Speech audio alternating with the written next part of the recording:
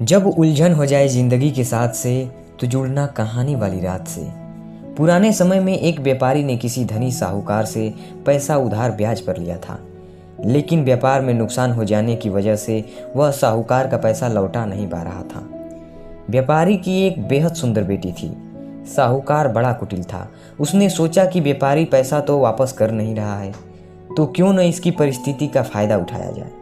उसने व्यापारी को एक सुझाव दिया कि अगर वह अपनी बेटी की शादी उस साहूकार से कर दे तो वह व्यापारी का सारा कर्ज माफ कर देगा।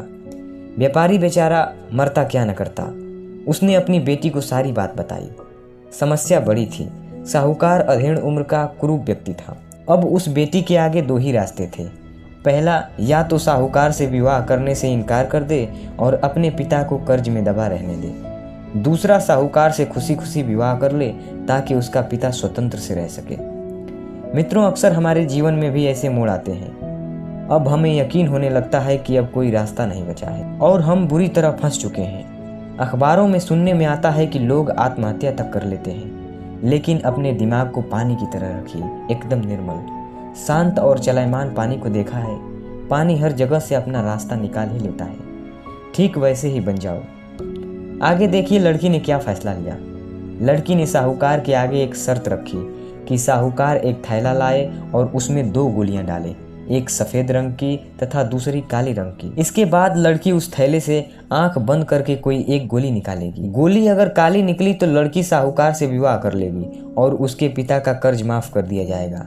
साथ ही अगर गोली सफेद निकली तो भी पिता का कर्ज माफ किया जाएगा, लेकिन लड़की साहूकार से विवाह नहीं करेगी। साहूकार तुरंत बात मान गया और जल्द ही एक थैला लेकर आ गया। अब जब वह थैले में गोलियां डाल रहा था तो लड़की ने देखा कि साहूकार ने चालाकी से दोनों गोली काली ही थैले में डाल दी है। अब लड़की परेशान हो गई कि अब वह करे भी तो क्या करे। साहूकार का भांडा फोड़ भी दे तो भी वह दूसरी किसी चालाकी में उसको जरूर फंसाएगा। लड़की कुछ सोचकर आगे बढ़ी और उसने थैले से एक गोली निकाली और गोली बाहर निकालते ही उसे हाथ से छिटका दी, जिससे गोली नाली में जा गिरी। लड़की बोली, माफ करना, गोली मेरे हाथ से छिटक गई, लेकिन चिंता की कोई बात नहीं। थैले में अभी दूसरी गोली भी तो होगी, उसे देख लेते हैं। अगर गोली काली निकली तो मैंने सफेद गोली उठाई होगी और थैले में गोली सफेद निकली तो मैं काली गोली उठाई होगी। व्यापारी ने थैले में हाथ डाला तो देखा काली गोली निकली। व्यापारी बोला, आहा बेटी, थैले में काली गोली बची है, इसका मतलब है तुमने सफेद गोली चुनी थी। साहूकार बेचारा बोलता भी क्या, अगर बोलता तो चोरी पकड़ी जाती। इस प्रकार पिता का कर्ज भी माफ हो गया और बेटी ने अपनी रक्षा भी कर ली। जब तक आप समस्याओं के समाधान के बारे में नहीं सोचेंगे तब तक आप समस्याओं में उलझे ही रहेंगे। तो दोस्तों, इस कहानी से हमें यह शिक्षा मिलती है कि हम अपने विचारों को खुलने दें, थोड़ा हटकर सोचें।